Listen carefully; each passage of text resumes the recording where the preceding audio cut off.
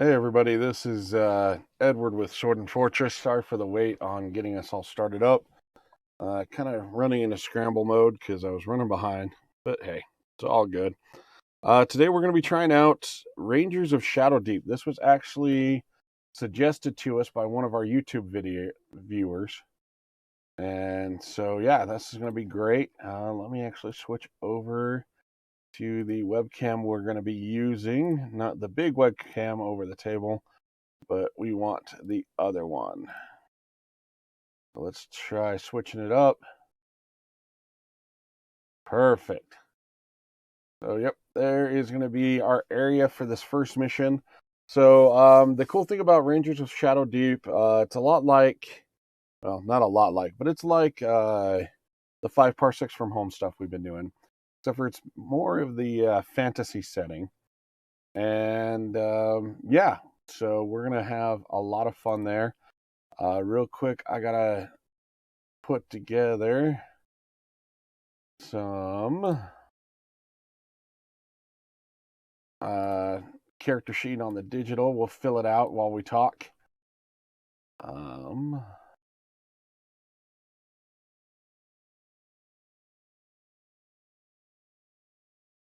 Yeah, it'll be a lot of fun. I've been looking forward to it. It's got a little bit of a learning curve on it from what I've kind of been able to tell. But it should be a lot of fun. So, and we've got some 3D printed miniatures for it. So yeah, and if you get a chance to check it out, you can check it out on Motividius. I'll link their stuff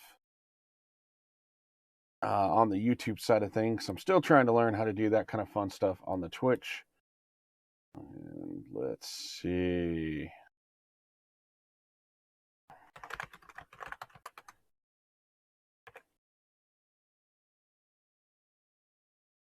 All right, and then let's get some form fillable. See how much they can do.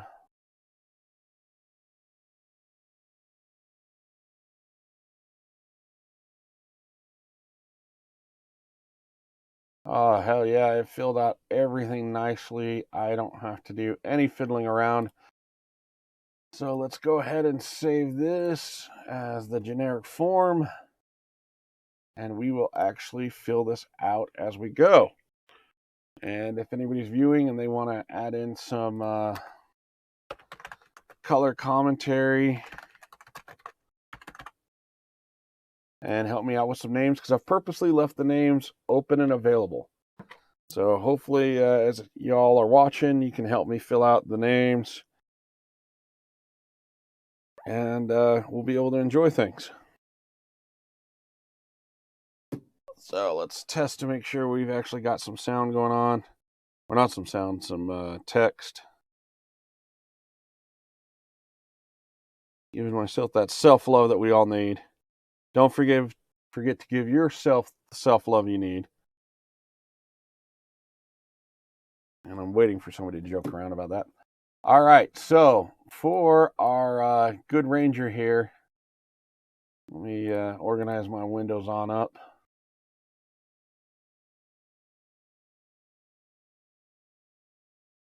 Because I definitely want to make sure we're catching ads and not missing out on the ad time and me talking and then losing you guys while I'm doing ads.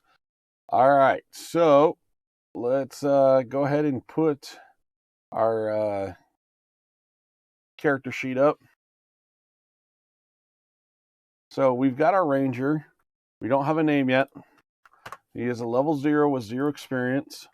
He's got 6 move, +2.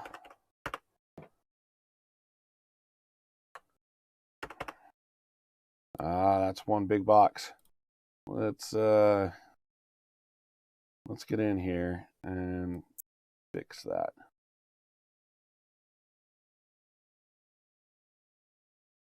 Got too excited. Create multiple copies. We don't want it to go down at all, but we do want it to go over 3. Hit OK. We'll create some multiple copies here. Don't want it to go down, but we do want it to go over. Cool. So he's got a +2 to his fight, +2, +1 to his shoot. His armor is the base 10 that you start off with on the Rangers. He's got a +4 to will. His health is 18. His current health is 18. He has 110 recruitment. No, just a flat 100 RP. All right, so for his heroic stuff, wow, I really can't talk today. He's got Deadly Strike, which makes 18 through 19s that are natural, equaling criticals, which is going to be great. I actually used to have this. If you've played 3.5 D&D, my barbarian with his great sword had 18 through 19 criticals, and that was awesome. He's got Frenzied Attack. It gives him +5 to 1. Fight roll. So in case he's in trouble and he really needs this fight roll to go well, he's got the ability to throw that down. He's got the Hand of Fate, which lets him re-roll 1 dice per scenario.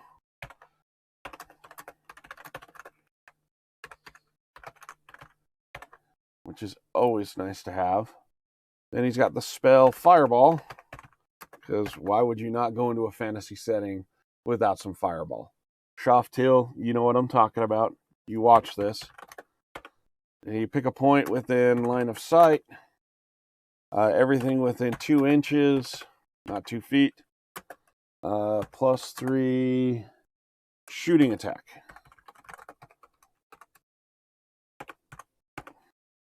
So, being able to throw down a fireball, that's going to be nice. Then he's also got heal for a spell, 6-inch range, regain 5 health.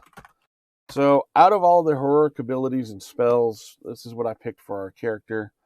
His skills, he's got a +1 for his ancient lore, +1 for armory, +1 for leadership, +1 for read runes, and +1 for strength. So since this is my first time playing, we can only hope that I picked that out right. And let's get some water, get some hydration going. So for items, he's got a bow with a 24-inch range. He's got a quiver for that bow. He's got some heavy armor, because even though it says Rangers and everybody kind of thinks Aragon, Boromir, when they do their stuff, the light armored, being able to go around and sneaky. Yes, 17 through 20 critical on Pathfinder. Dude, that is huge. That is super huge. I cannot imagine a 17 through 20 critical. That scares me more than I'd like to admit. I'll be honest. As a DM, having a player character, having 17 through 20 crit, I'd be like biting my teeth, biting my fingernails every time I saw that fighter roll. Then we've got some heavy armor. My ranger is the big armored dude, because everybody in the kingdom's being called out to try and help. So he's got +1 to armor, but -1 to move. So keep that in consideration. Then going with my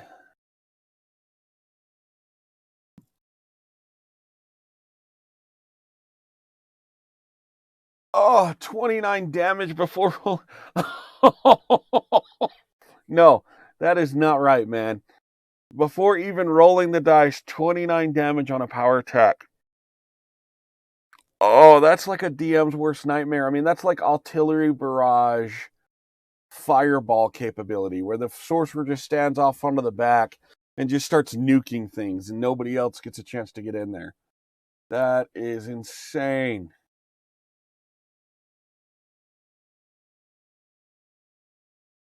Yeah, no, that's and then thank you for actually chatting me up. I really appreciate that because I'm testing out all of these alert boxes and other stuff like that. So yeah, what I'm going to do is I'm actually going to get rid of that, and so we will have always show messages because I want to be able to see everything you guys say, and it was kind of fading out. We'll see if that picks back up. Oh, I also need to get my wow, I am really unprepared today, more than I'd like to admit.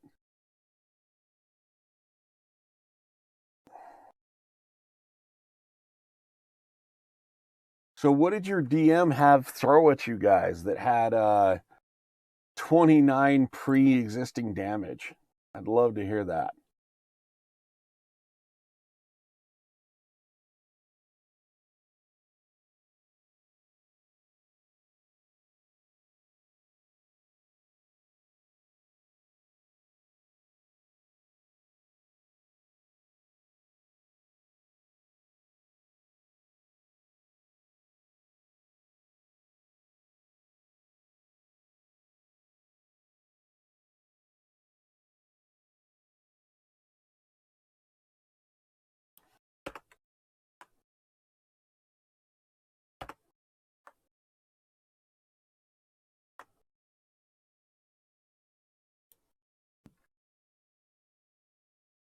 All right, so we got some heavy armor on. Two-handed weapon. So we know that's going to be a nice, big, great sword, even though the model isn't modeled with the two-handed weapon. That's going to be 2+2 damage. And unfortunately, that takes up 2 slots. So you only start with 6. So between the bow, the quiver, the heavy armor, and the two-handed weapon, we've only got 1 spell left. And we go true spell sword fashion. He's got a spell book, which allows him to keep 1 spell between scenarios. So, like, if I don't use a heal, I can keep it and then be able to use, like, 2 heals the next scenario. So that's going to be really, really helpful.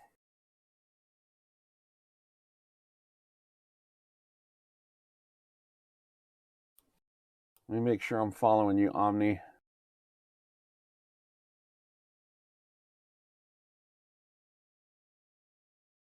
Perfect. I am. Sweetness.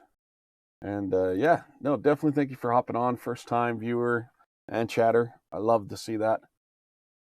All right, so then we go down to our second page. We really don't have any notes on this. So now we go into our companions. So if anybody's watching, let's actually go ahead and see about naming this ranger, this first ranger here. If anybody has any good ranger names here, let me, I'll show you the model we got for them.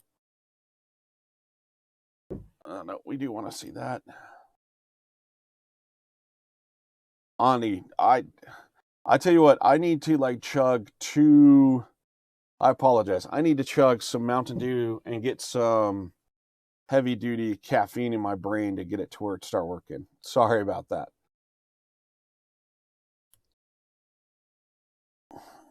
Oni Mushi. I apologize. Oni. All right. So here is the Ranger model. In fact, let me get some lighting on him.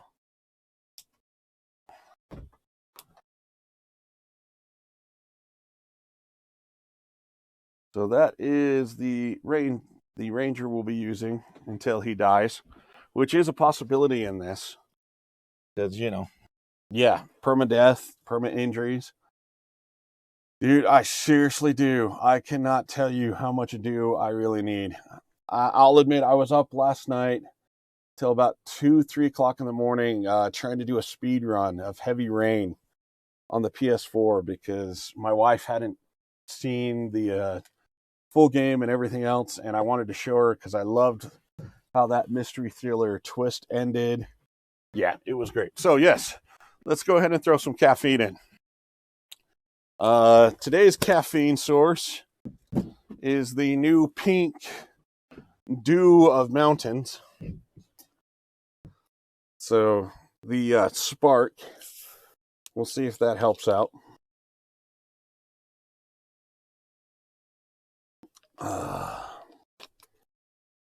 Ooh, it's got a little bit of a tang to it. All right, so if you guys have any name suggestions, I am open to hear it. And let's see if we got the epic manly name generator.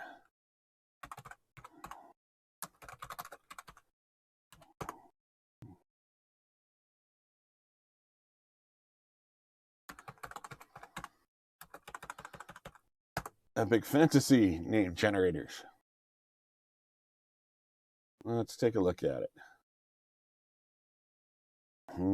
I guess we'll go with D&D names, maybe? No.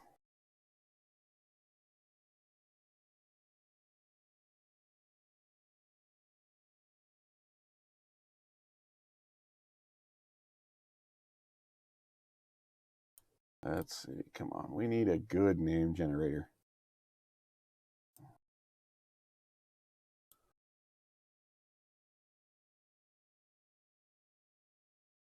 Go with some medium names.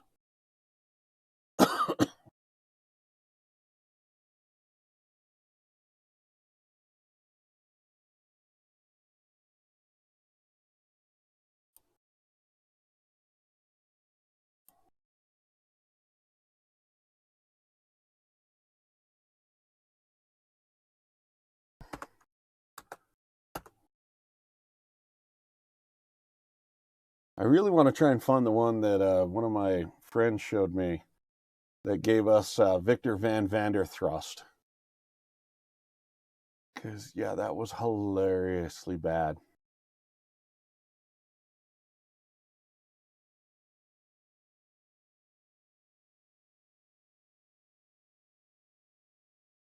Let's see.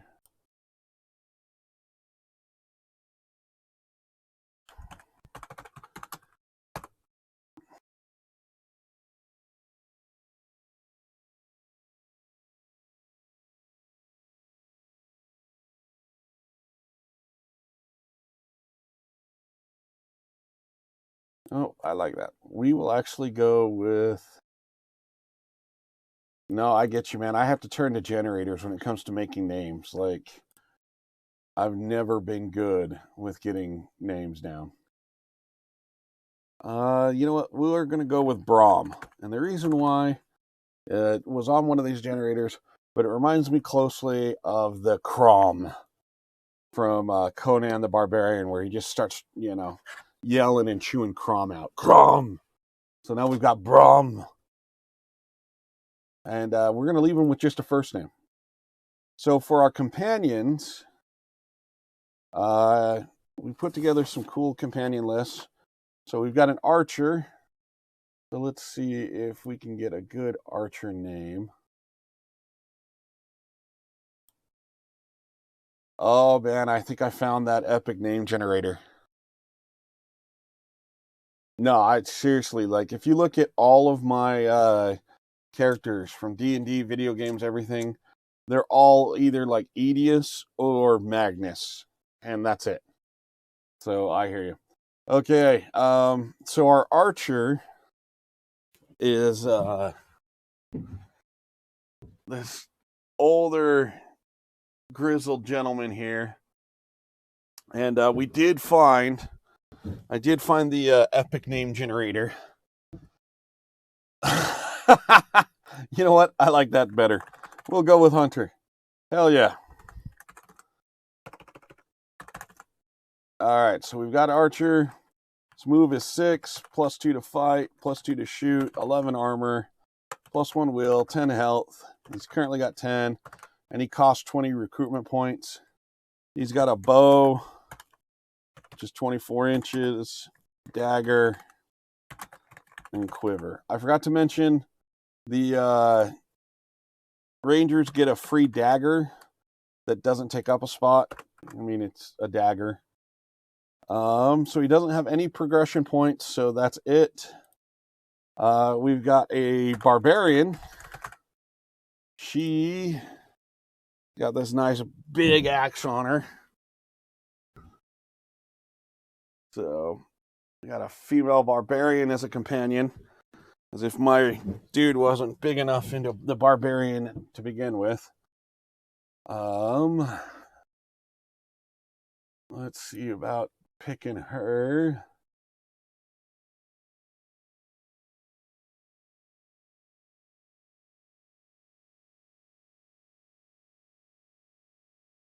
Let's see. You know what? Why not? We'll go with Kro Hagar, even though it's a chick.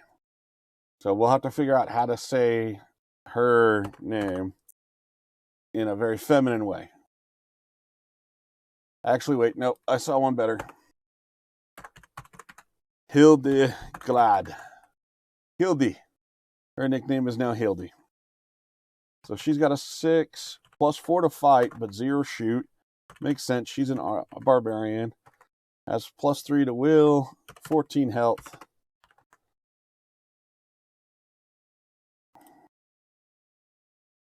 And current health is 14, and she costs 25. And she's got a nice big axe. And then strength +5. I'm having a hard Hillbilly Smash. Exactly. So let's see here. Let me pull up the book as well to try and see what I'm missing here.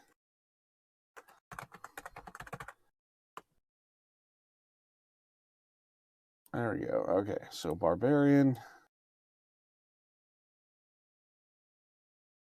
Oh, shield, and then strength +5.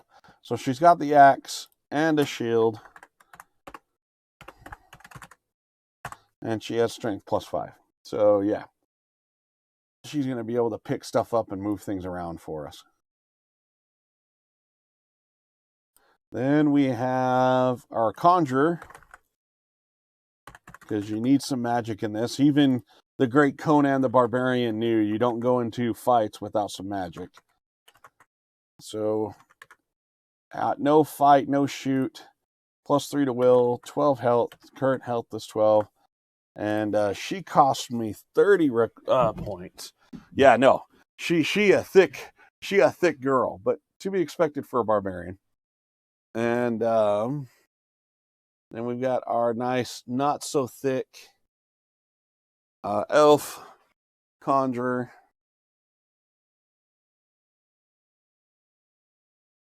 So she's going to be able to throw down some magic and try and help keep us alive.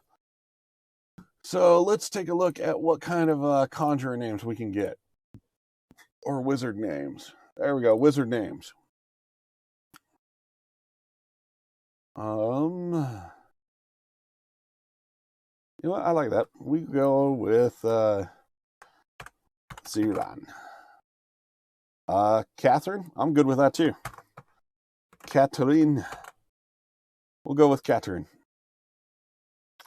And then she brings to the table staff, and then me being an idiot did not put together some spells for her. So let's go ahead and put some spells on her for this.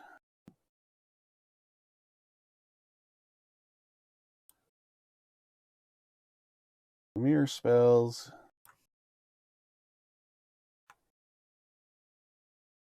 We need spells. I think Fireball is definitely going to be one of them, because you can't go wrong with Fireball. You really can't. So heroic abilities, spell this. So definitely we've got some fireball.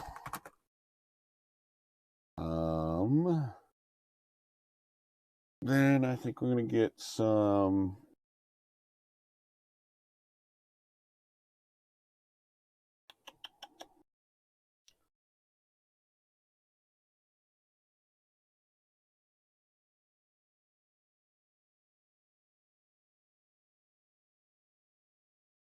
We're going to do some teleport so she can get out of trouble if she needs to. And then magic bolt. All right, so we've got our conjurer.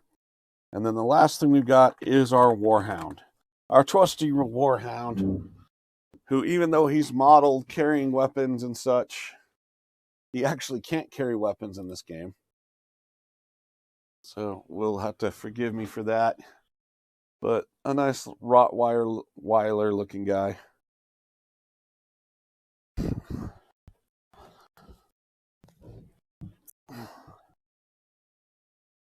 So let's see. So the dog has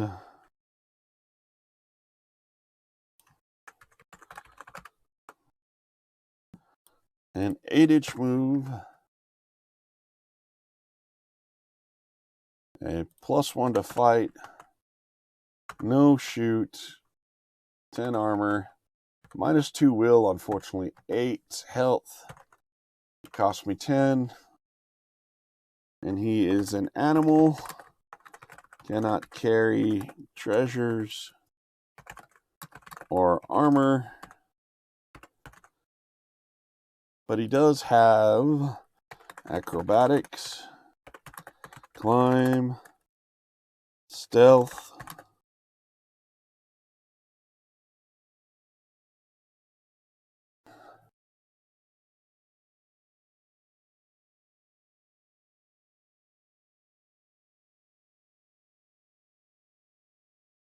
and swim and track. And those are the only skills that they can roll. Anything else, they're stuck. They can't roll it. All right. And that is it for our companions. We need to get a dog's name. Oh, wait, no. I already decided on this one. So, one of my old dogs' name was Paladin. So, we got Paladin with us. All right. So, now that we have everybody drawn up, we can go ahead and start looking at the first mission. So, and because on this channel we don't like to do anything easy, we've got to do it hard. We'll also be doing it on the challenge level, kind of that trial by fire. So scenario 1. So the shadow has crept all the way up to the kingdom, and we now are starting to look at the precursor events. The deserted village. Mission 1. Sorry, the missing. It has been less than a week since the destruction of Laurentia and the appearance of the Shadowdeep. But in that time, the world has seemingly gone mad. Reports of strange creatures and evil robed men are flooding in from all along the new border. Even with every soldier, ranger, and volunteer mobilized, the kingdom is stretched thin. 3 days ago, a veteran ranger by the name of Aventine went out to investigate reports of an attack on a nearby village. I'm glad you like it, Hermione. He has not returned. Determined to find the missing ranger, you have gathered what companions you can and set off for the village. It is an 8-hour hike over difficult terrain. So, of course, I'm going to lug my heavy armor ass for 8 hours with my companions. Yo, Street Logo, what's going on? Thanks for joining up with us. First time viewer, make sure to follow Street Loco and Onimushi if you guys haven't. Great guys or ladies. So we're politically correct here. And yeah, so now we go ahead and start looking into the first scenario. As we go to the deserted village, as you come within sight of the nameless village, you know that something wasn't right. There was no sound of man or animal, no movement except for the gentle swaying of trees in the breeze. Closer in, you could see bodies lying in the dirt and smell the stench of death. Undaunted, you cover your face and carry on. Whatever happened here, it was your duty to try and discover the truth, and if possible, determine the fate of Aventine. You had just reached the center of the village and were about to split up to search when a horrible moaning sound came from all around. So for this first scenario, we're going to be setting up on a 3-foot by 3-foot area on the table. As you can see on the camera, we got 3-foot by 3-foot. The rangers are going to be placed in the center of that. And then we've got 4 or 5 small buildings and a river to kind of put together. So because I don't have a river, I'm going to have to look at modeling one. We're going to do a little bit of a proxy and use some 40K Trenchworks as our river, because why not? So we've got this small little river over here off to the side of the village. And then we need to build some houses. So the great thing is we got this cool modular terrain. If you haven't checked it out before, definitely check out Rampart Studios. They do some great stuff. I really need to paint mine. But we're going to set up some quick little buildings here that our adventurers are going to have to look through. Try and figure out what's going on with this village. So we've got a building here. Another building right over here.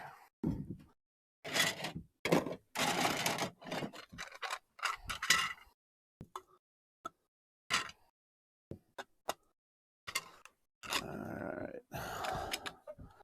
One down here. If I flipped it over correctly.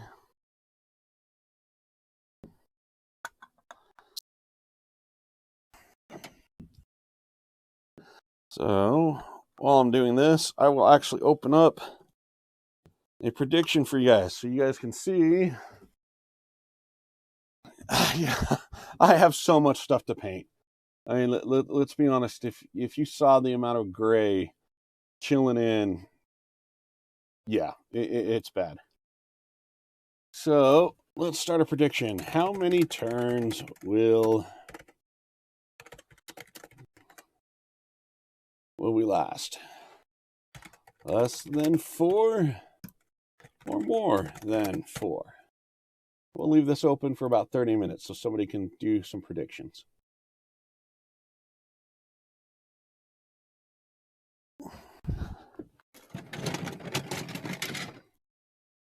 All right, and let's get some more buildings built out.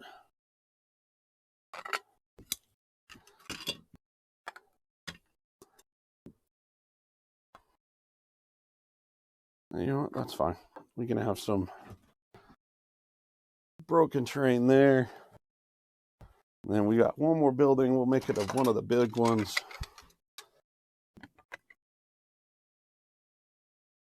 It is over here. It's a little bit on the smaller side, but that's okay. Unfortunately, this is a D20 game, so rolling ones is really, really bad because the combat in this one, you can actually, so when they get into base combat and start fighting, either side could win and injure. So even if my ranger goes in and tries to make the hit, and it's the ranger's turn, yeah, he could possibly get struck and hit on his turn. And then let's go ahead and see if we've got some fantasy terrain that looks like some trees or rocks or something else like that.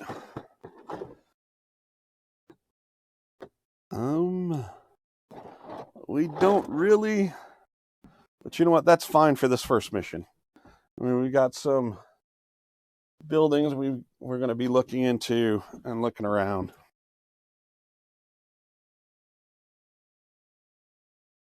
All right. So now, the ranger and his companions are going to get set up in the center of this.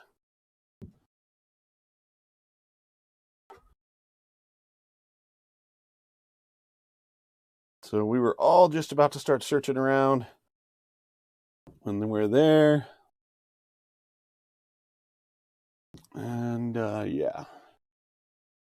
So 6 clue markers. What should we use for clue markers?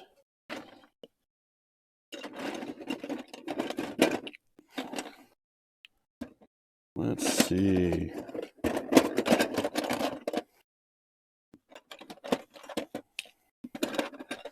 All right, so we've got 6 clue markers.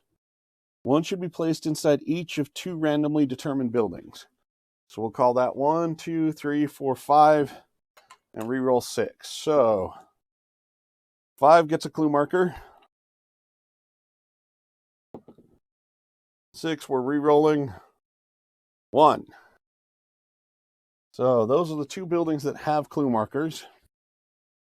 The 4 other should be placed 14 inches from the central point of the table on a line running to each of the 4 corners.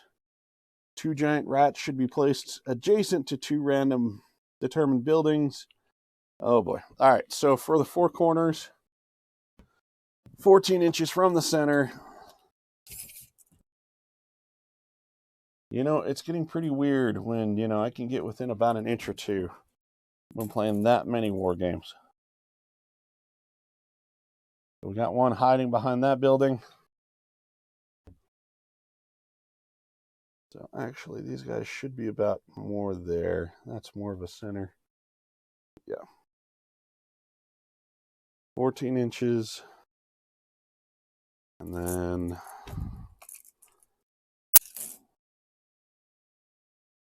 14 inches. So there's those. Then we've got,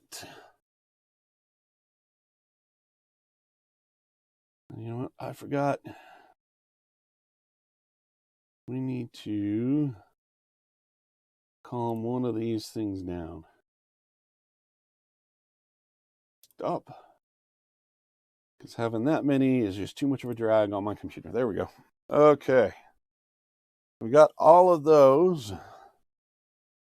Then 2 giant rats should be placed adjacent to 2 randomly determined buildings. So we'll do the same thing again. So, of course, building 1 that has a clue is going to have 2 giant rats set up next to them. So we'll use some Cursed City mice, rats. So there's our giant rats. And the next building, building 3, will have 2 giant rats next to them.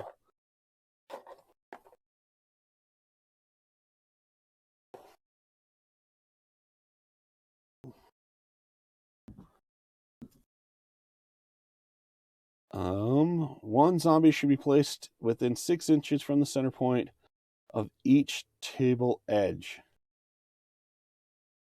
Oh boy, that's gonna be rough. So now we got some zombies.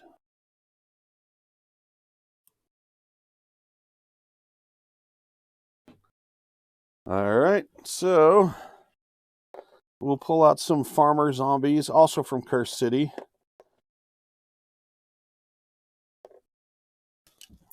So get some good zombies on. And 6 inches from each table edge from the center. So about like that. And then one way all the way up here. So that we have zombies. Zombies everywhere. From the center point of each table edge. So 6 inches from the table edge.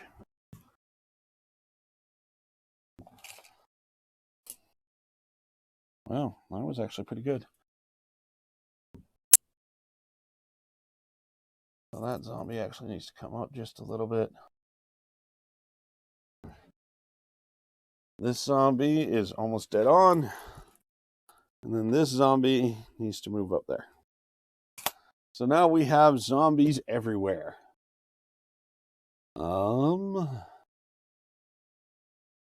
Let's see. Special rules.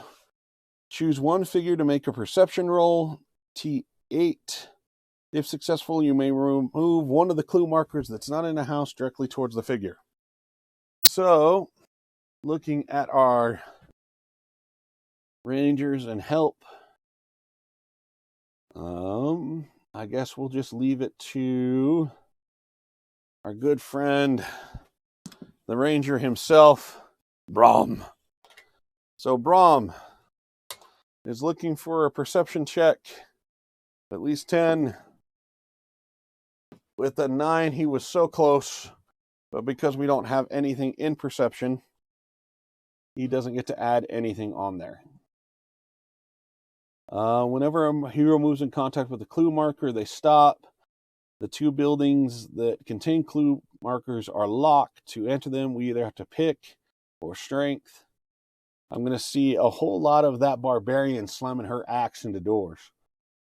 During the event phase of each turn, the player should draw 1 card, and we only have 8 turns. And then because we are doing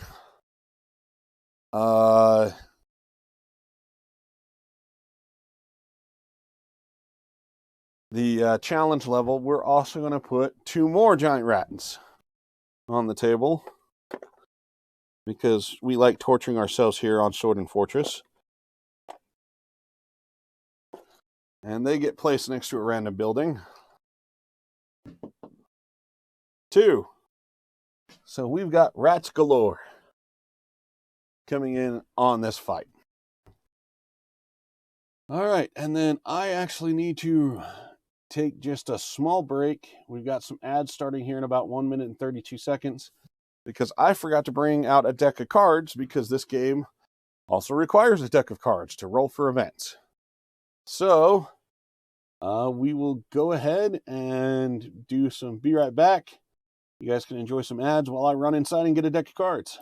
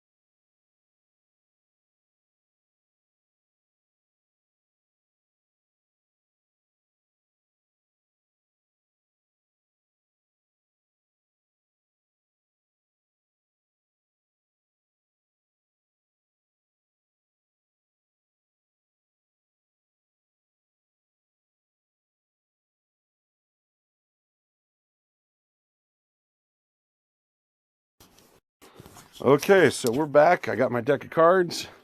So how the cards work is they are an event deck. So for this event deck, we need a red ace. You know what? We'll do hearts. We need a red ace. 2, 3, 4, 5, 6, 7, 8, 9. So a red ace through 9. We're going to shuffle them up because at the end of the turn, I have to draw, and we just have to see how bad this gets. So don't forget to put in your prediction. So far, we are currently sitting at...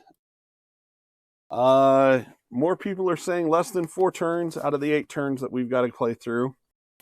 And one person is saying that we'll actually survive more than 4 turns, which is super gracious. I don't think we actually will, but hey, you know, go ahead and put those in. So now we will go ahead and get started with the turns. And I apologize, this is the first time we're playing this. And I've read the book, and I've got a pretty good understanding from the book. But as with any time you ever play something for the first time, I'm sure there are going to be plenty, and I do mean plenty, of mistakes. So bear with us as I also look things up, and we gauge things. Let me get some D20s. You know, we're going to have one that you guys can see on camera, because why not?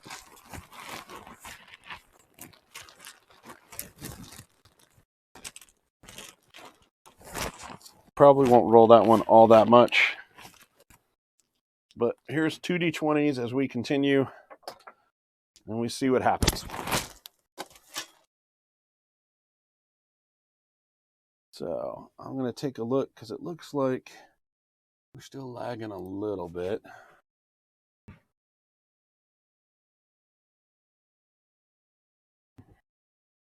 Yeah, just still a little bit of a lag. But that's okay. All right. So how this game works out is we take the adventurer first, and he gets to activate and then activate with some companions.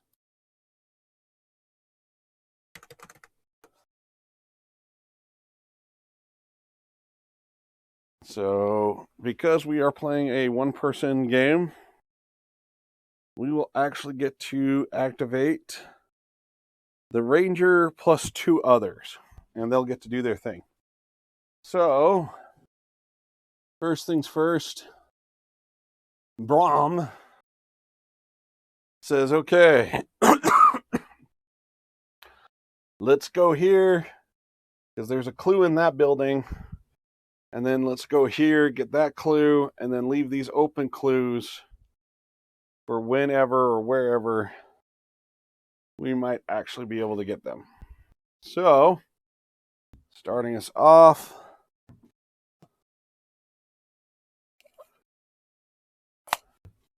you know what, I'm going to go ahead and do that. As much as we all like the flames, it does chug down on my poor computer's latency. Yeah, that seems to be going a whole lot better. Thought I stopped you too. There we go. Okay. So, first thing we're going to do is go ahead. So each activation, you get 2 actions. You can move, attack, move. You can't attack. One of those actions has to be a move if you're going to do it. So we are going to send Brahm 6 inches, and we are going to send him this way. Try and cover this. Now, this game has a really cool mechanic to try and help guard doorways or anything else like that. So players can't be cheeky, to where if you move within 1 inch of a enemy, they get to step in and say, nope, you can't pass any further. Me and you have to fight. So, like, if we run into a mission to where, you know, I've got to try and make it through a doorway or something else like that, we might have to deal with that. So, being within an inch and me moving the house, there's that. So now we are going to do our very first fight in this game. So, how fighting works. Okay. Hand-to-hand combat. So both figures roll a dice. We're going to have the bright blue one be for the ranger, this darker blue one for the rats. So we get a 6 and a 4. And then add their fight stats. So we get +2 for Brahm. That brings him up to an 8. Giant Rat has a fight stat of 0. So he is stuck at 4. So our ranger here has the highest fight. Apply any damage modifiers. So, let's see.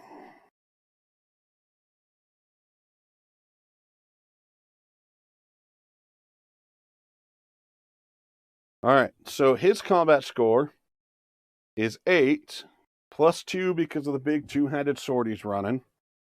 The giant rat has 4, and only 1 health. So Brahm here takes that massive two-handed sword and just obliterates some rats in a very quick and easy fashion. So, yeah, that is Brahm's first turn. Then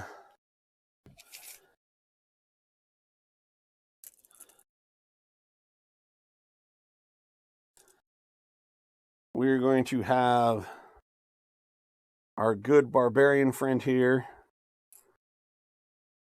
run up and actually do 2 actions since we only have 8 turns, which we need to get the magic dice of time out for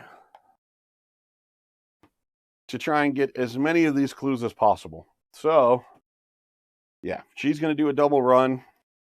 Then we are going to have our elf here. Since she can teleport and dance around, she's actually going to cast Fireball into those 2 rats. So let's see what happens with a Fireball.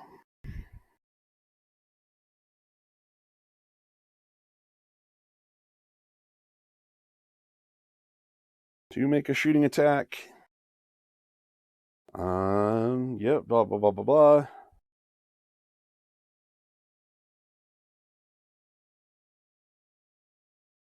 All right, so they both roll. We get a 19. Oh, man. Compared to a 4. So, yeah, she definitely owns the Fireball. We picked right here so it could nail both of them. And then let's see what Fireball does again.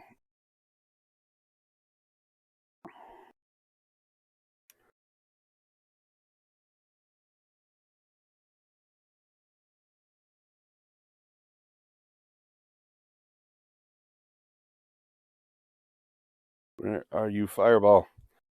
So +3 shooting attack. So that becomes a 22 versus their combat score of a 4. So this is going to be kind of unbalanced here. So that does something along the lines of 20 damage because she decided to unleash a complete nuke. And we have killed 3 rats now. And then she's actually going to move to try and secure another one of these clues. And she has a movement of... So Catherine our conjurer has a movement of 6. So she is going to run right up here. And then that is the 2 companions that got to activate with our ranger. So now it is the creatures phase. So during this phase, all the creatures will now activate. And they've got a really easy and simple AI table. Basically, it's, are they within line of sight of something? Yes, no. Are they in combat with them? Yes, no. And then it kind of goes from there. So we're going to go ahead and have this zombie.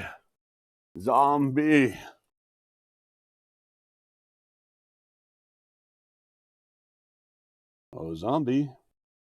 They have a movement of 4. So his first activation, going to go 4 inches. And then if you use 2 moves, the second move is half the range. That's why she moves 6, then 3. So then he moves another 2. These rats. Well, let's go ahead and move all the zombies since I have that card up. So 4, then 6.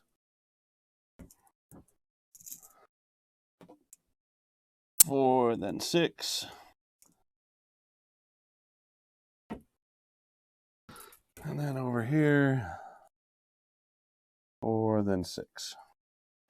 So all the zombies are now closing in on our rangers, trying to take them out.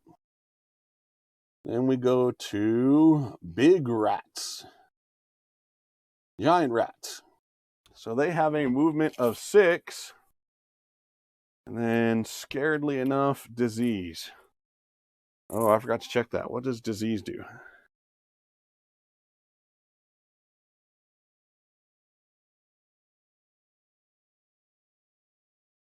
Okay, it's only if they're damaged by it. Whew. So fortunately, our good friend there isn't damaged. But they do have a movement of 6. So this rat group is going to move 6. And then 3. Getting really close. These giant rats are right there behind it.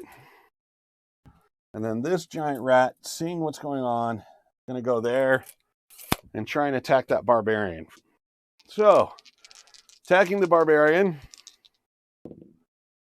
Oh no, this actually could be bad. So, the barbarian gets 6. So our Hildy luckily has a +4 to her fight, so that brings her up to a 10. But these guys still got a 3. Which is not good. Not good at all. Luckily, that only means 3 damage goes through. She has 11 armor. So, no damage. They pecked at her armor. Which, I was really scared there for a second. To see my barbarian chick go down right there in the initial. That could have been really, really bad. All right, how are we doing on that prediction? We've got just a little bit of time left. It's still 20 to 10. Let's see what happens next. So, those rats luckily didn't do any damage. All the zombies have moved. So now it is the remainder of our companions. So, Hunter, our archer, is going to go ahead and activate. And he's going to take a shot at that zombie here, because we're going to have the dog go in here and see what damage he can do there. So, taking a shot at the zombie. We roll 2 dice again. And in true Sword and Fortress fashion, we get a natural 1. Because, yeah, why not? We need to have a natural 1. So he completely misses that shot. And then he will actually take a movement of 6 inches. He's actually going to skirt out and head out towards this one. I'm going to go right there. And then our trusty War Dog is going to come in, and he's actually going to engage both these rats. Because, I mean, he's a big-ass Rottweiler. So what does Paladin do here? He's got a +1 to fight. So we are going to change out this blue dice. Because I actually remember it from back in the day. It was not good. I hated it as a DM. So we're doing an emergency dice change. All right. So blue will be our guys. Green will be the bad guys. In fact, actually, I think I have a red one in here. You know what? Yes. Blue and red. So he's going to be attacking, and I need to double check. So I think it goes multiple combats.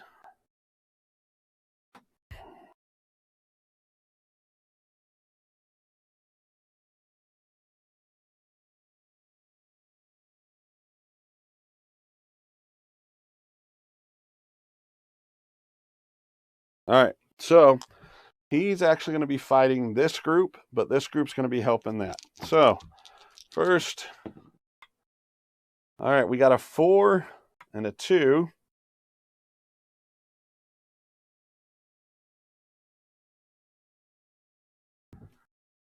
So he's got a +1, so that takes it up to 5. So he definitely wins. And then for the giant rats, they have an armor of 6. So even though this guy provided a +2, he's got a +1. Armor of 6. It ends up just zeroing out. So our good friend Paladin here is taking on the rats, but nothing's happening. And then this will take us to the event phase.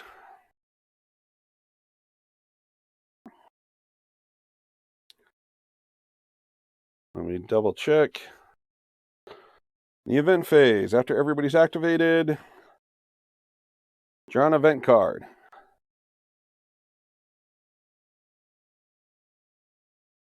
So we've been shuffling these cards up. So the first event is the red 5, which states, giant rat. Place 1 giant rat as near to a hero as it can get while still being in contact with a building.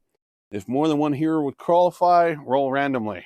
So, unfortunately, our nice barbarian here just got another giant rat around her.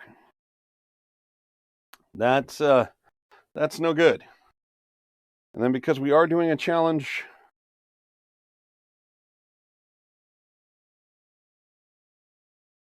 we are placing another giant rat in a random corner. So I'm actually going to pull out a d20 to start counting how many rats we've killed. So we've killed 3 rats. And what random corner is this rat going into? So 1, 2, 3, 4, re-rolling 5s and 6s. Re-rolling. Come on. 1. So this rat goes there.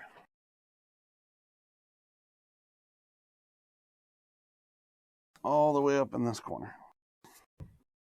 So that is the end of turn 1. We go to turn 2.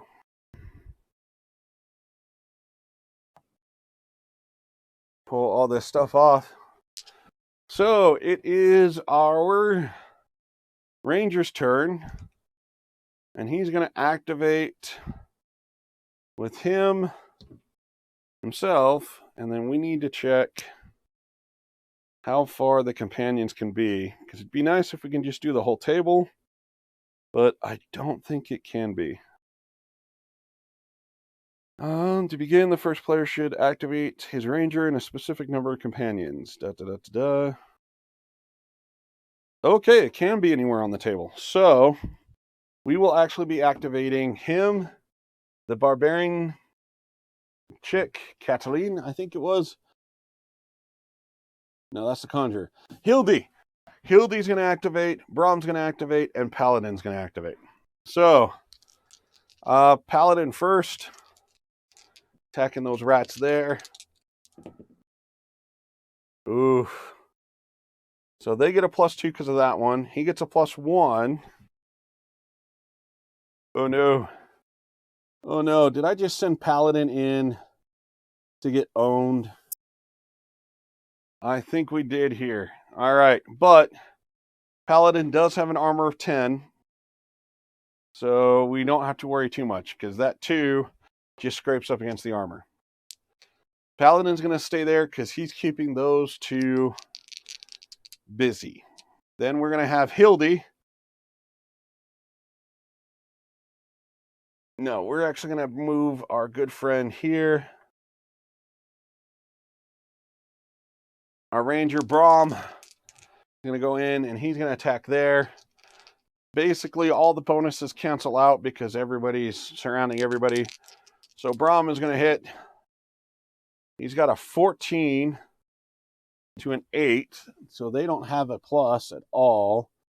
But Brahm, with his giant-ass sword, has a +2 to fight. So that turns into a 16 versus an 8. Brahm definitely wins. 16 versus their armor of 6. And he thoroughly abolishes that rat there. So we now go up to 4 rats killed. And then Hildy is going to try and smack a rat. Getting a 16 because she's got a +4 to a 6. Definitely wins. 16 to their armor of 6. Yeah, she's destroyed that. Now she's going to try for her second action to bash that door in. So let me go ahead and get down here. The 2 buildings, either figure must move adjacent to the door and spend an action to make either a pick lock roll or a strength roll. Target 8. So she just has to get a 3 with her strength of +5. She gets a 10. She definitely smashes that door open. Yeah. So the door is now open. She can check out that clue next turn. And we go to creature phase. So, starting with the giant rats, since we have them up, this giant rat is going to try and attack there, getting a +2 for having a friend. Oh no! Oh no! Paladin! No, Paladin! No! No, no, no, no, no. So that is an 18. No, Paladin, no! Oh, this sucks. Paladin. No, Paladin. Armor 10. So with that +2, they have killed Paladin. He is taken off of the board. Those rats just jumped on him. And yeah, they did dirty, nasty things to him. We need to see what the disease does.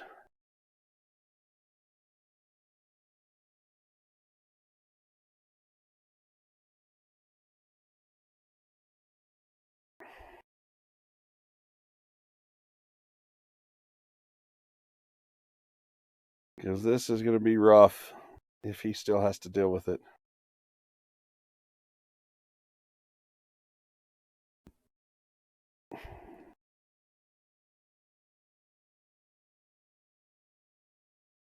No, no, no, no, no. I cannot believe those giant rats just took out disease.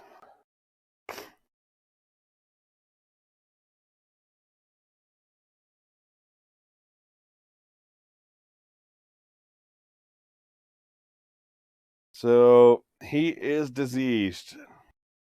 And if he survives this next scenario, he's going to have to deal with stuff. I cannot believe it. Paladin just went down. Paladin down. Paladin down. So that was the red rats. These gray rats are going to move up and attack Brahm. Oh no! These These guys are just everywhere. They are wrecking house.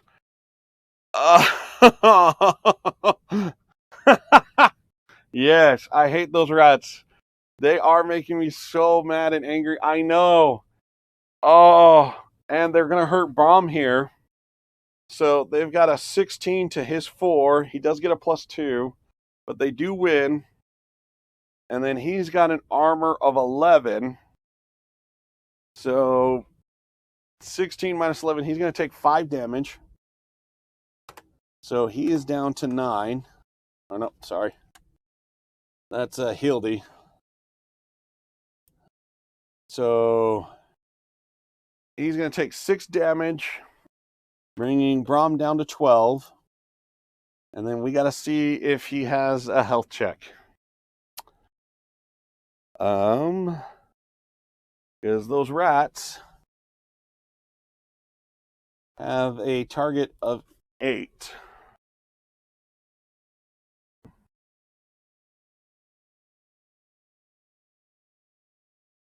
So he should be fine. He's got a 10 plus his current health of 11. He is not diseased. So we have that going for us. But yes, these rats, JRA, man, these rats are wrecking my day in such a horrible way. All right, these rats are going to move a total of 9 to get here. And now, unfortunately, we have to deal with zombies. So, zombie, they can move 4. So this zombie is going nom nom. It moves 4. The ranger here is not going to choose to jump into him. So the zombie's going to have to waste an action to get close. And we've got these zombies, because they can see people. They are going to be closing in here.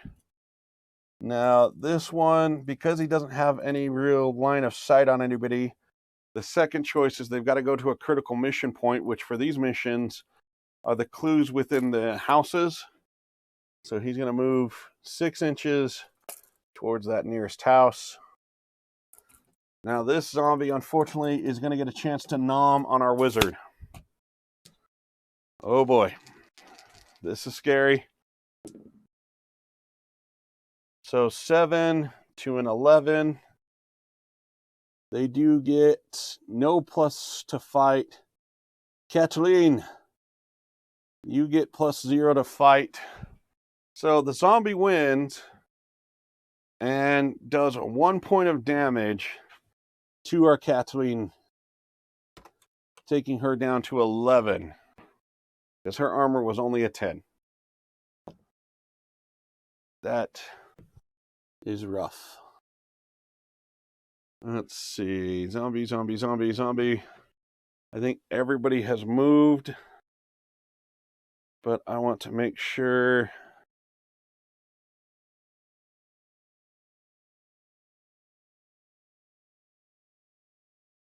Oh, best known for its defense, Staff has a -1 damage modifier, but also gives them a -1 damage modifier.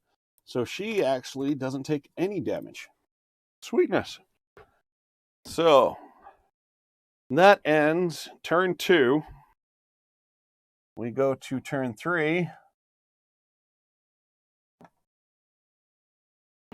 And for activations, we've lost Paladin, which is very unfortunate. So we are going to activate Brahm, of course, and 2 more. Yeah, this table looks so weird without having Paladin there. We are so clustered together. This is not good. So it's going to be Brahm, Hildy, and I think we're actually going to activate our good Conjurer there. So Hildy is going to take a move action and then immediately have to deal with the clue. So she's out this turn. What's going on, Wamoose? Thanks for checking in. This is very, very sad. Our first attempt at Rangers of Shadowdeep. We're investigating a village that another ranger had disappeared off into. and we are now getting swarmed by rats and zombies. Our poor war dog here, Paladin, just got ate by some rats, and it is not looking good. We're on turn 3 out of 8. We got to try and collect these clues all around the table, but we are just getting swarmed in. So, yeah, not... Oh, no. Before that, we do have to do an event, and the event is the Ace. Yeah, dude. Seriously, it's like a plague tale, but, yeah. This is bad for my first foray into Rangers. I may end up having to redraw everybody. All right, red ace, zombies. Place 4 additional zombies on the table in the position of the starting 4. Okay, so basically, more zombies are coming out of the woodwork. Because why not?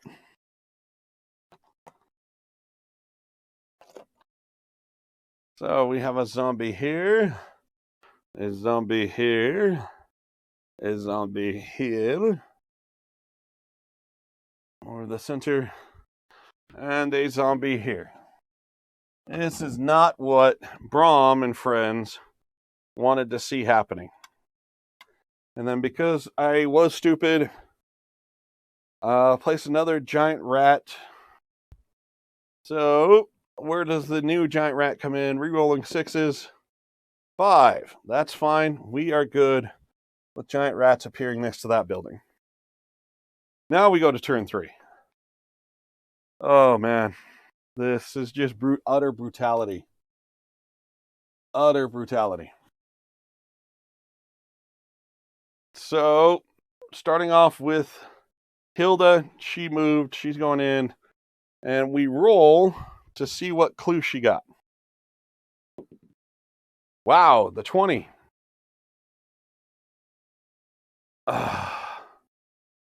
Zombie. So, she hurried over there to break down this door to get this clue, and it wasn't even a clue. It was a zombie. So she now has... She was thinking, hey, we're going to find a clue to the ranger. Maybe he hid in this building.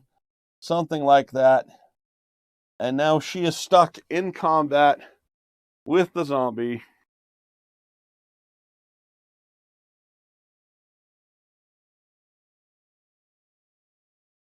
And it ends its action immediately. So that was the movement. So now she's going to go into combat. She's going to say, oh, hell no. Oh, hell no. No zombie. Bad zombie. So the zombie getting a +0, but she does get a 15. And then Hildy, being the badass she is, has a +4 to fight. So that brings her up to a 19. Definitely wins out. Versus the zombie. Now his armor is 12 compared to her 19. So that does 7 damage. That zombie has 1 health left. All right. Braum here is going to go. He's going to try and bash those rats in. And does not. And there's no damage done. But he is going to try and run away. Because we need to get clues. So he's going to move his 5 inches. Because he's wearing armor. And gets put right here. Oh, this is not looking good for us, ladies and gentlemen. All right, then we've got our good friend here. She is going to do a teleport action. Let me make sure she can do that in combat. She's going to cast her teleport spell. Actually, I don't think you can do spells in combat.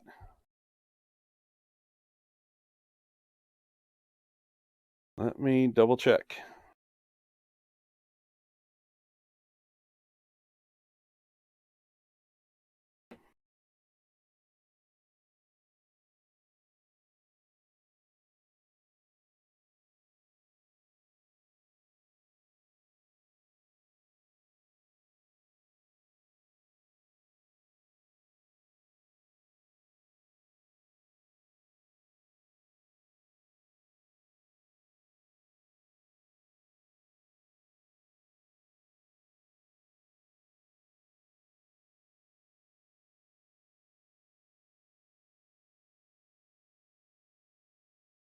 Do.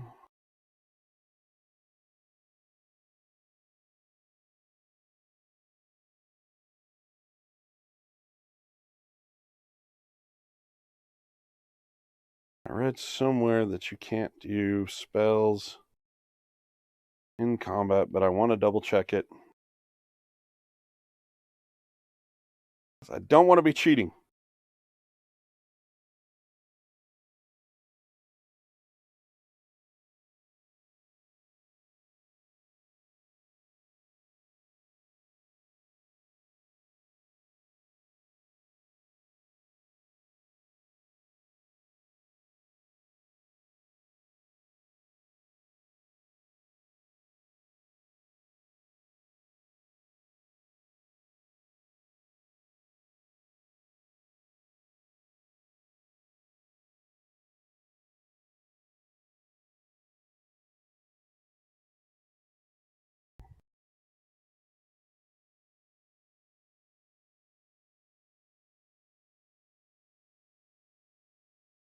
Okay, I remember seeing it somewhere, so she can't cast a spell. So she is going to have to try and move away.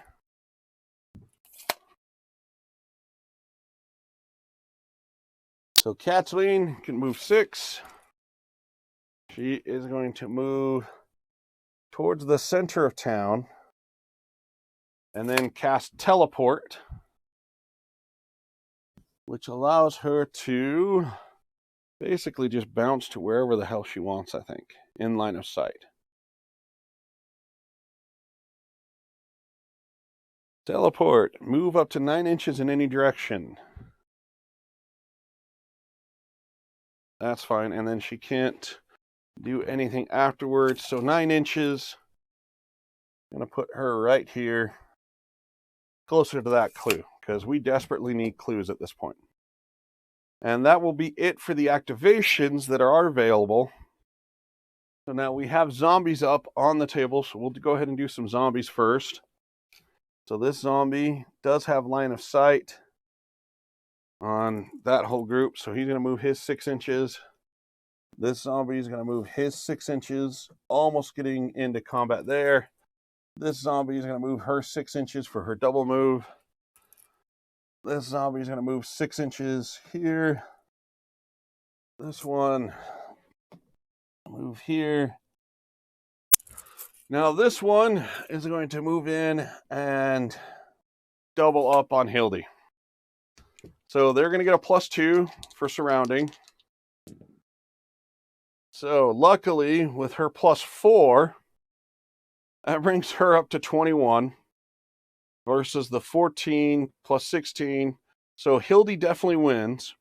Then with 21 versus armor of 12 does 9 damage. And Hildy just straight up says, oh no, hell no. I've already got one damn zombie on me that surprised me. I am not taking another one. And so she swats that down hard. And just straight up kills that zombie. Well, the zombie friend who surprised her didn't like that, Hildy killed his friend. So he's going to attack.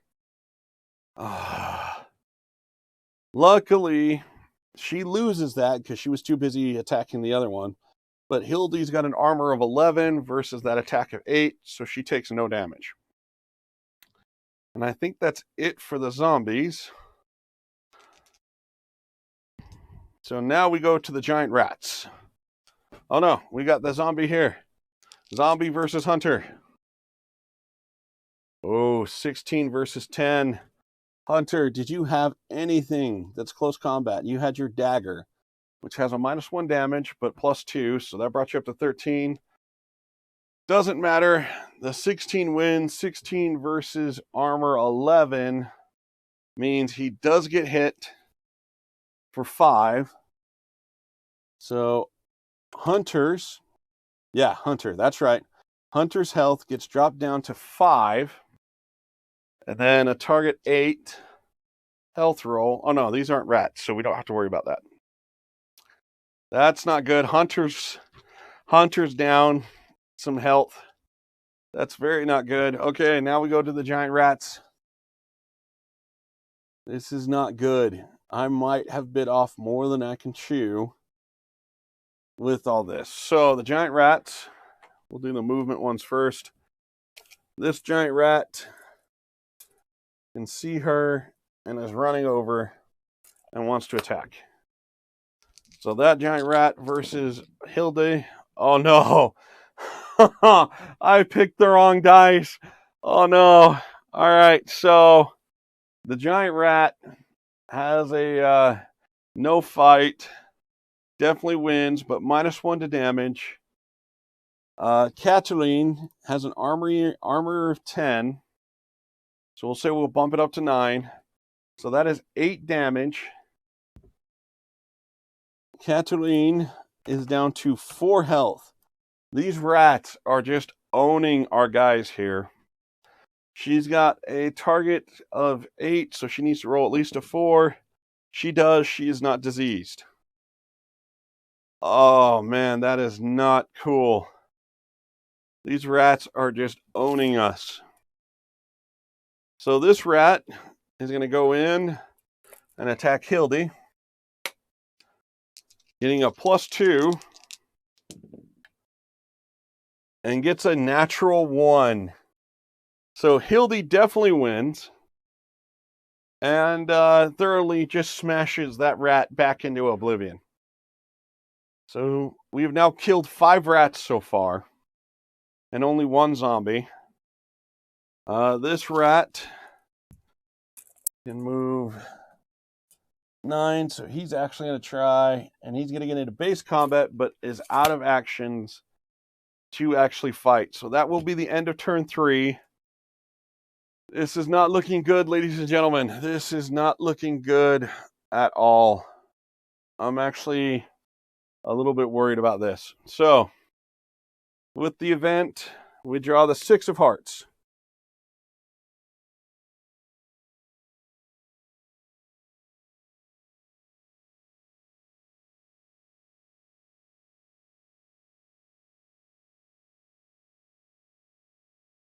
All right, what does the 6 of hearts do to us? A bright ray of sunlight shines down through the trees. Pick any one giant spider. Oh, wrong one. That's the next one. Sorry.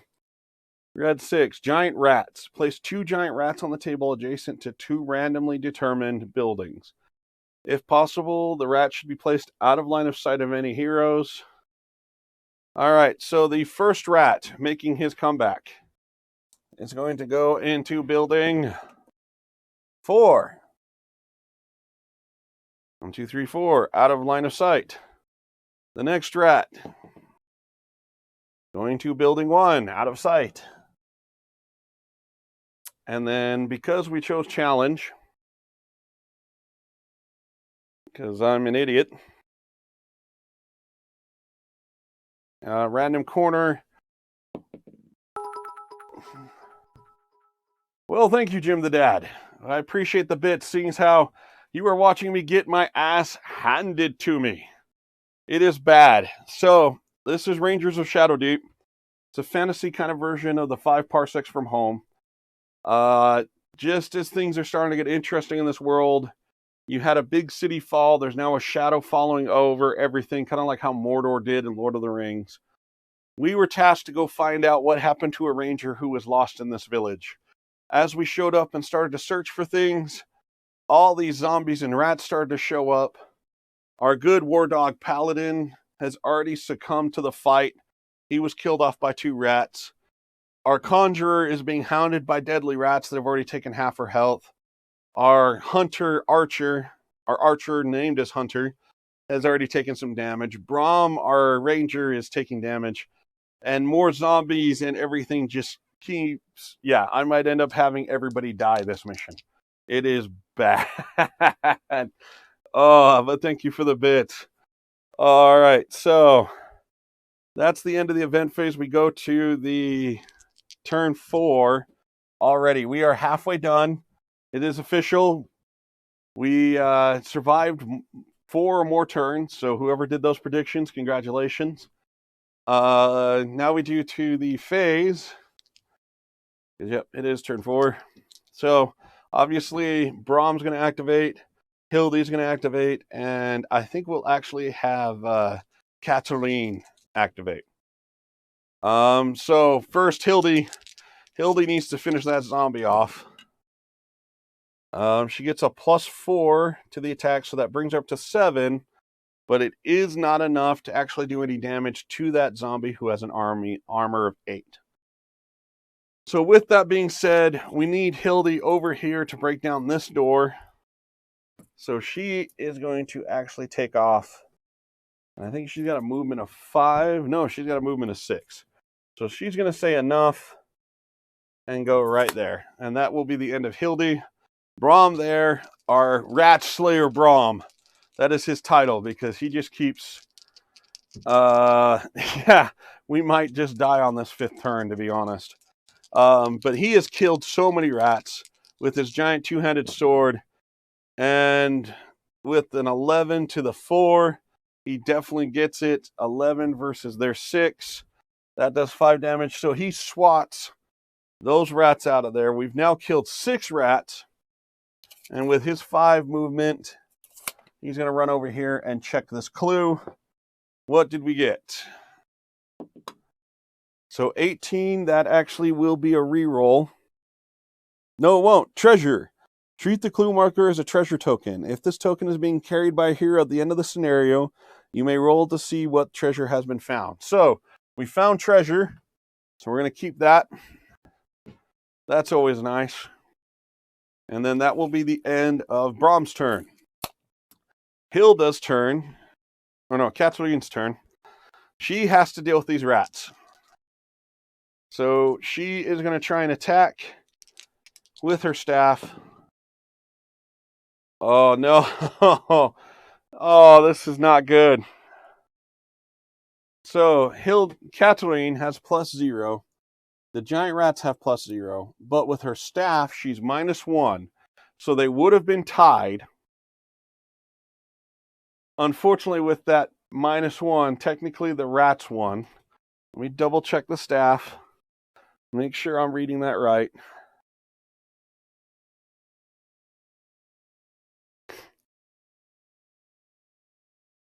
Staff, where are you, staff?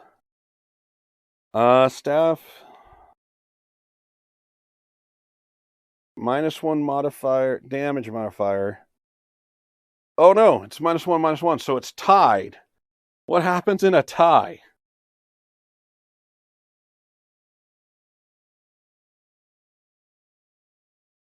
All right.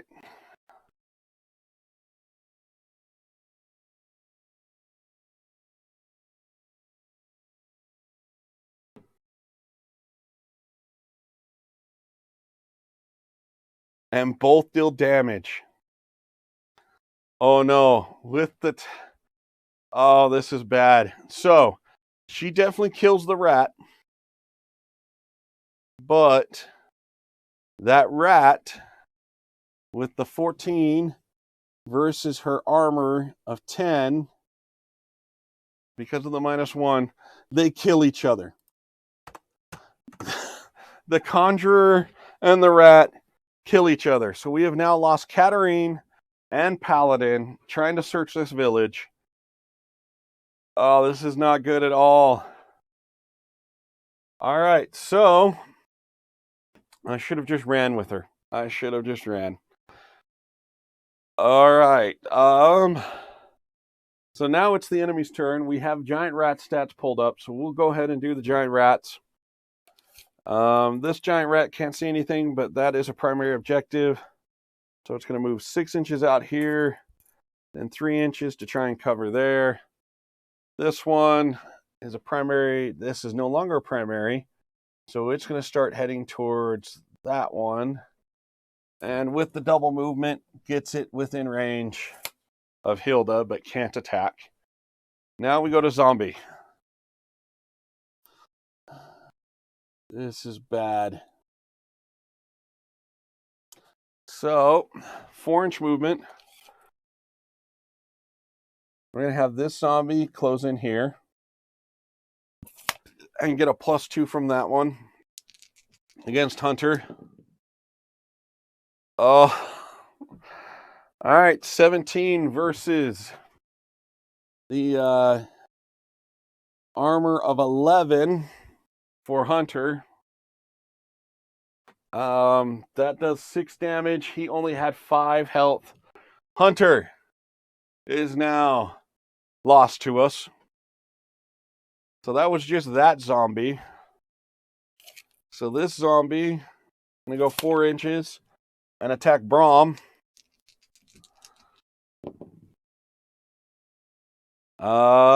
So definitely wins.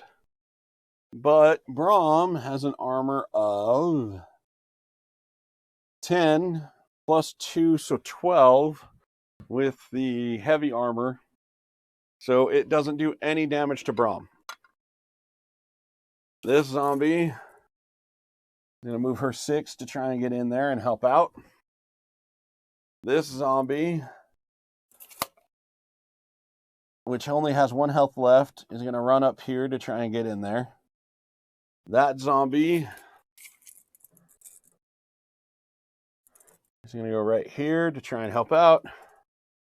This zombie is going to go here.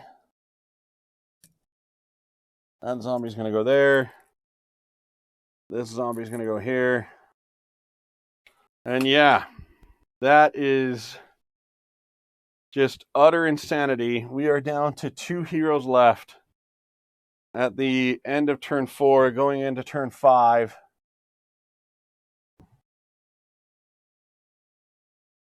So at the end of turn 4, our event is the 2 of Hearts.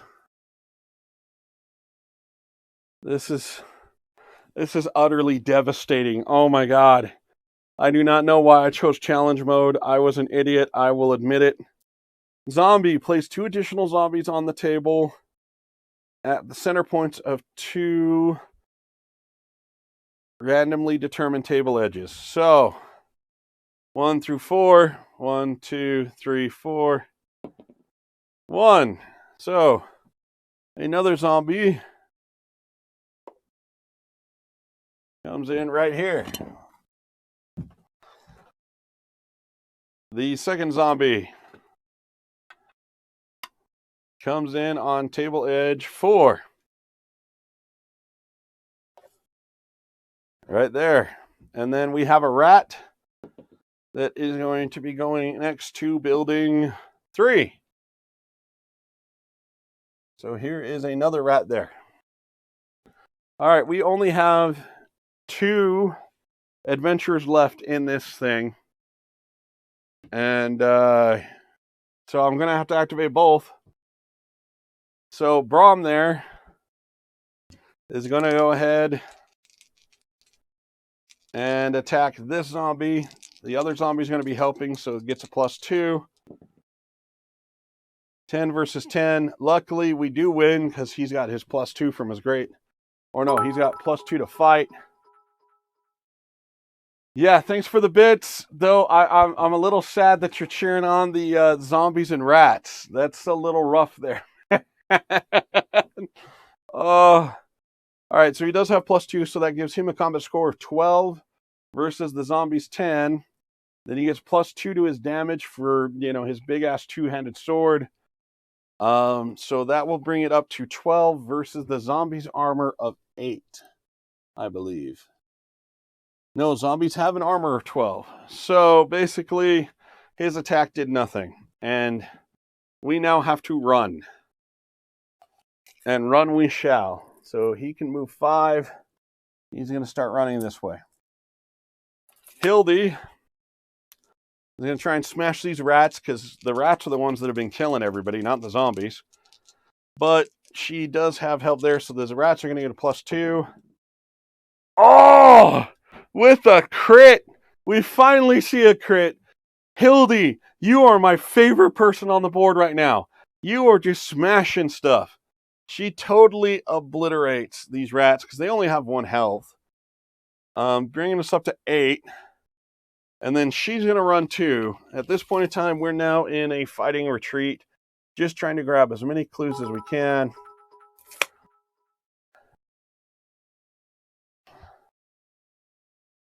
All right, you can't be saying that stuff online because now we've got to really worry about everything that's going on. Like, did you tell everybody within a 100-mile radius of this? You got to give forewarning about this kind of stuff. Jim the dad. Now all of our vehicles are cursed. It's going to be bad. We're all cursed. I can't even say that this game is because of your curse, because we all know how bad I roll. So, yeah, I can't even blame this on that. Okay, so this now goes to the enemy phase. We've got the zombies up on the TV, so we'll go ahead and do that. So this zombie's going to move up, try and attack Braum. Oh, with his 19, he does it. It's an automatical crit, which adds 5 to the damage. 19 plus 5 is 24 versus their armor of 12. Zombies only have a health of 6. So boom, there goes that zombie for trying to smash into Braum. This zombie is going to run over, but run out of room. This zombie, but he's actually going to go like here, so this zombie can come in. This zombie has the 4 inches. Yeah, add in all the 4-inch jokes you want. Had enough inches to get into Hildy. Hildy, with the 13 versus the 3, does 1 damage. So this zombie has 1 health. 1 damage to the zombie, so it has 5 health left. This zombie, gonna need to do a double move, double move, double move. This zombie is gonna need to do a double move. Then we go into the rats. So this one actually is going to move towards that center area because that's more important. Oh no, they have line of sight.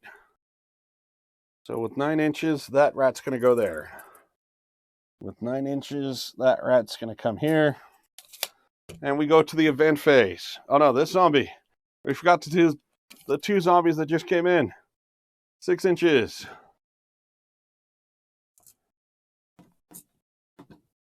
6 inches.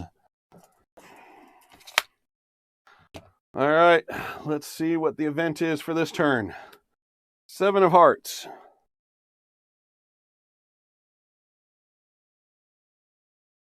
All right, so collapse. One of the buildings determined randomly collapses. Any figures within 2 inches of the building suffers an immediate +4 attack. So nobody's really, I mean, we might get something here. So we got 5 buildings.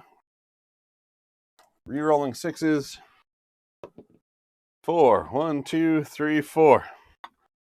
This building collapses like such. Within 2 inches, suffers a +4 attack. 14 versus 7 definitely goes. 2 armor, or 12 army, +4. Leaving this bad boy with 4 health left because that building fell on them. All right. That was turn 5. We go to turn 6. And we see just how bad things really can get. So Braum going to attack one of those zombies. The other one's getting that +2. 18, that is crit, I think. Tell me I did that right. 18, 19, 20. Oh, yeah. So crit getting the +5 to damage. So 18 plus 5, 23, minus 12, 11. He smacks that zombie into oblivion. And then he's going to run his 5 inches to try and get to a clue. Hildy here is going to smack this zombie that got close. Now they're going to get +4. But that's fine because she still beats it out with her +4. Giving her 22 to 12. Yep, that zombie just went flying to Hilda's. I don't care. I'm going to beat things into submission because I'm a barbarian. Oh, this is bad. So, she's actually going to run her 6 inches, I think. Hildy? Yeah, all right, then I am blaming it on you. Hildy does have 6 inches. So she's going to run this. Oh, no, there's a rat there. I forgot about that rat. So she is completely surrounded by rats and other things. So she's just basically going to come down here, and both these rats are going to get a chance to swarm her because she moved within an inch. All right, that goes down to the enemy's turn. So we have the zombies up again. So they are going to go 6 inches. This one's going to go here. And they are just going to start piling in, surrounding Hildy.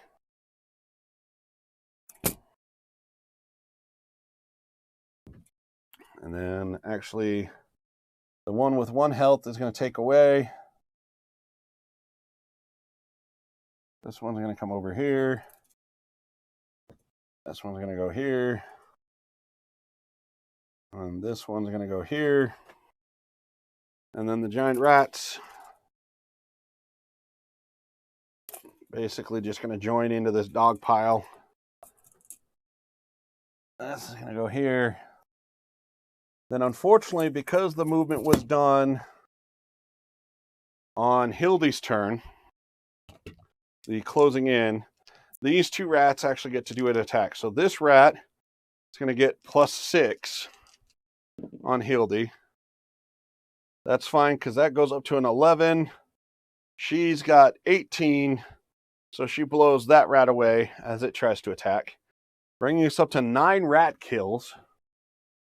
Then the other rat is going to try and do an attack, getting +4. Oh no. Hildy succumbing to the rats finally. So she gets a 10 to their 14. And then she's got a shield, so that'll give her +1. Let me double check it.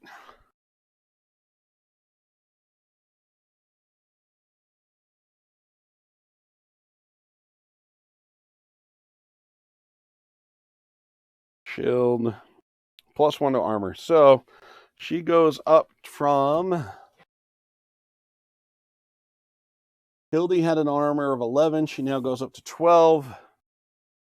So 12 compared to their 14 means they do 2 damage to her. She's down to 12 health, and there's no reason to roll for the disease because she's still too healthy to have succumbed to the disease. And that is it for our enemy's turn. For turn 6, we now go to the event phase of turn 6 with the 8 of Hearts.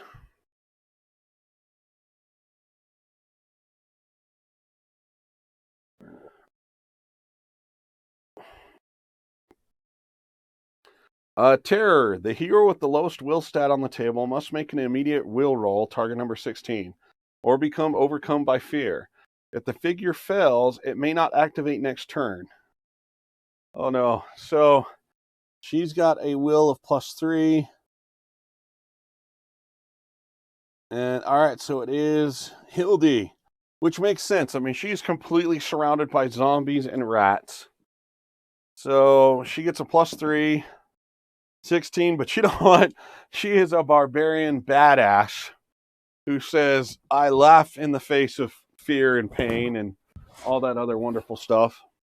So she's not intimidated.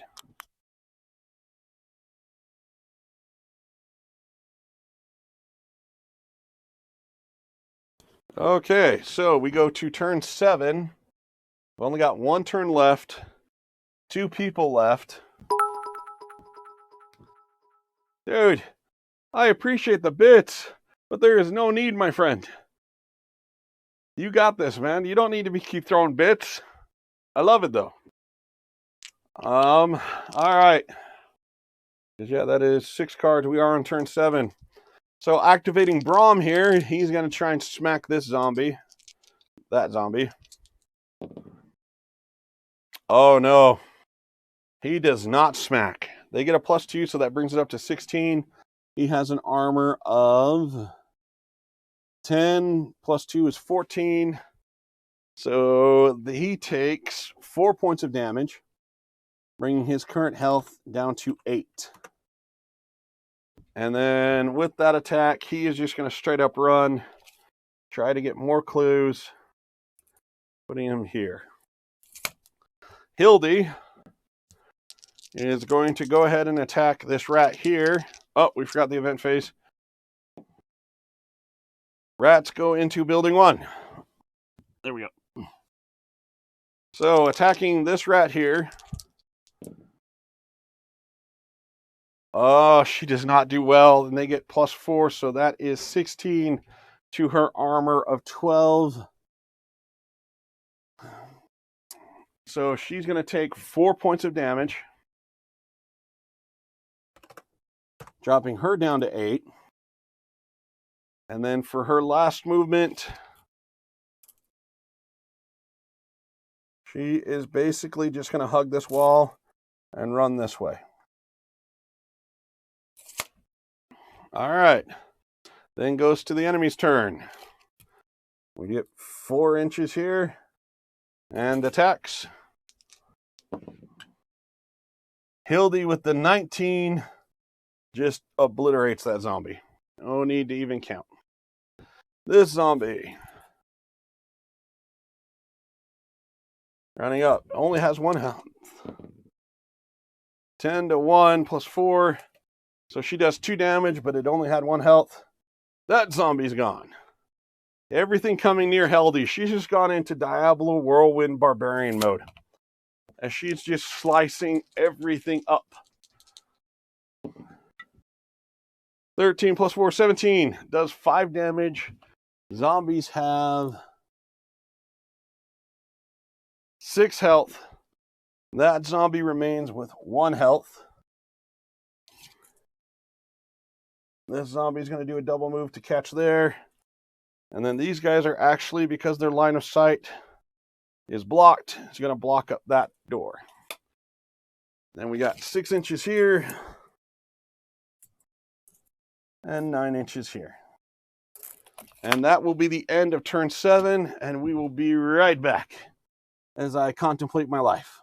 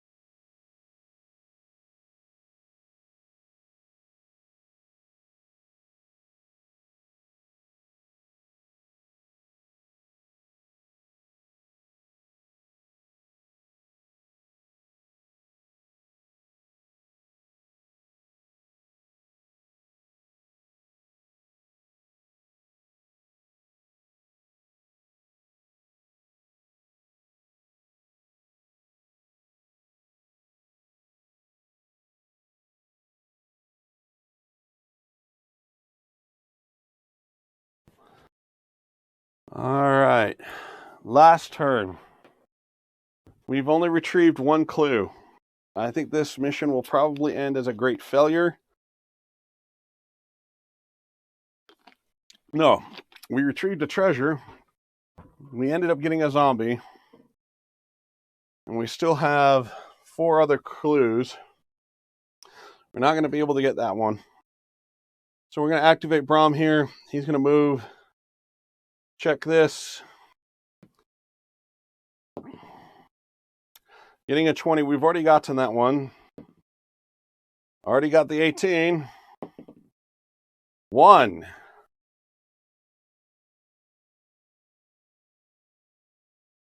So the body of Aventine. You've discovered the body of the missing ranger. So apparently it was all the way over here. The figure discovering the body should make an immediate armory roll, target 6. If successful, it recognizes that Aventin's sword is magic and brings it with. The sword gives +1 to fight. It can be used by this figure for the rest of the scenario. If it can normally use a hand weapon, it can be given to any figure in this scenario. After that, the sword must be returned to the king's armory. So, looking for at least a 6. We get it. So he does have a magical sword. It's only going to be useful for this scenario. But hey, we've still got it. And then I think he's actually going to move over here just to try and kill off as many of these guys on our last turn as possible. Hildy here is going to attack the zombie that has 1 health left. And while she wins, she doesn't do any damage with a damage score of 10 versus their armor of 12. Oh, man. All right, the enemy's turn. This zombie attacking Hildy, getting +2. Oh, 19 to Hildy's armor of 12. That does 7 damage. Hildy has 1 health left. I should have healed Hildy. That should have been a spell I used instead of running him over there. All right, this one trying to attack her. Definitely wins to a 14. That is it. Hildy is dead. Hildy joins everybody else who's been on this mission. Now let's see if our good friend Brom here can survive. So we'll start with the zombie in front of him. Oh, with the 20 to 1. Oh, hell no. Brom is not going down. He's not going to take it. There goes another zombie. The zombie with 4 health is going to move up. +2, so they do win. Brom wins. But with the 13, it only does 1 damage. So this zombie still has 3 health. This rat is going to run all the way over here to give room for his friend. Getting a +2. 9, 11. That does win, but doesn't hit his armor. So this one's going to pop in. Now it's got +4. Brom. Oh, no. Okay, they get a natural 20, which is critical. But because Brom here also gets critical on 19s, and he gets a +2, they technically win with the +4. Oh, no, this is bad. Oh, no. Okay. This is really bad. Okay, he's going to use Frenzied Attack to get +5. I don't know if I can use it, but it is a fight roll, so we're calling it because everybody else is dead. He's getting a +5, giving him a 24 + 2, 26 versus the 24. So he definitely wins and smashes the hell out of those rats that came in to attack. These guys just got done killing Hildy. They're going to go there. They're going to go there. And I got to see how this thing ends. Assuming the Rangers have survived, proceed to scenario 2. All the figures that have survived regain their full health. Rangers gain experience points for the following. So we had 10 rats and 7 zombies. So now we go ahead. Only Brom has survived. He might have to reorder some companions, but that will be before the next episode. Let's go ahead and take a look at how much experience good old Brahmi gets. All right, so we killed 10 rats. So that is 20 for the rats. And then 7 zombies gives me another 14. So 34 experience between killing everything. We got 3 clue markers. So that's another 18. Let's actually pull the calculator out because I'm not caffeinated or slept well enough to do all this. So 34 plus 3 times 6.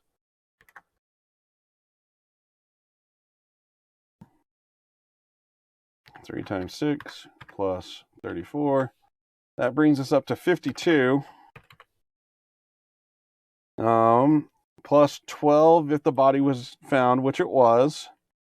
So that brings us up to 64. If the sword was recovered, which it was, brings us up to 69. The survivor wasn't found. If the tracks weren't found, and the mutilated body wasn't found. So we have 69 giggity experience. Assuming the Rangers have survived, proceed to scenario 2. All figures that survived regain their full health.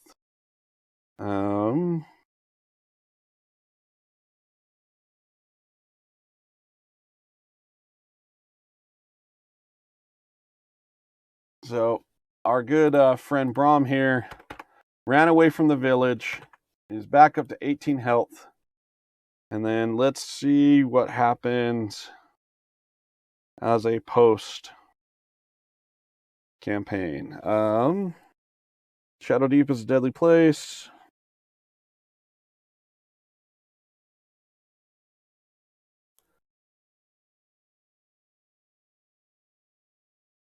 All right, check for injury or death. It is removed from the table, assumed to be killed. On the survival table, for each of his heroes that was reduced to 0. When rolling for the ranger, to choose to add +1 after the die is rolled. Okay, so starting with our good friend Paladin here. We'll start with Paladin. Rolling for it. We get a 12. Fully recovered. So Paladin might have been the first down and out, but he's going to fully recover. Hunter gets a 10. He's going to fully recover. Catherine gets an 18. Oh, yeah, she's fine. Apparently, they just ran and left Brom here. Brom and Hilda here. Hilda, 15. She's good. Yeah, after she got surrounded, she killed the zombie and then just took off running. So everybody supposedly is going to fully recover. I'm going to take a look into how that all works out. This has been a fun and interesting game. Holy crap. I cannot believe that. Wow. Yeah, almost got tabled, but somehow we pulled it off.